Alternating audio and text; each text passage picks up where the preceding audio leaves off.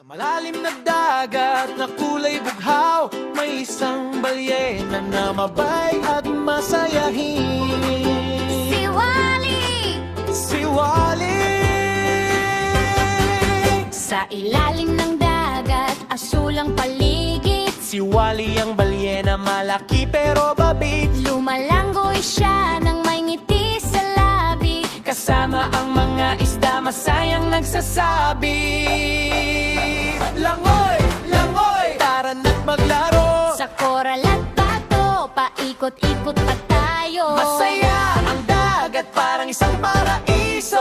Hanggang may nakita siyang lumulutang na gulo. Mga plastic na bote at supot na kalat. Dahan-dahang lumapit, hindi niya namalay.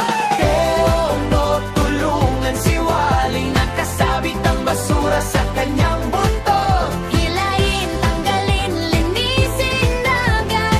Para si Wally ay muling makalangoy. Oh yes, kaya natin to. Kapag tayo ay sama-sama, alagaan ang dagat at kalikasan. Parang masayang bawat isa.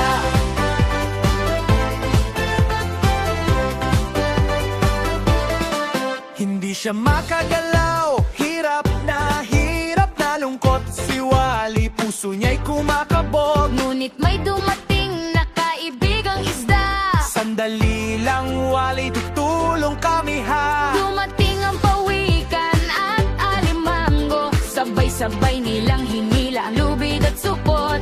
Kagat dito, Hila doon hanggang si Wally ay nakalaya na rin. ngunit sabi ni Wally, may dapat tayong gawin para hindi na ito mamulit muli. Oyoy, natulungan ang dagat, itapon ang basura sa tamang lalagyan. Recycle, reuse, bawasan ang plastic. Para ligtas sa mga hayop sa karagatan. Oh yes, kaya natin to. Kapag tayo ay sama-sama, maliit man tayo pero may magagawa. Para sa mundo at kalikasan.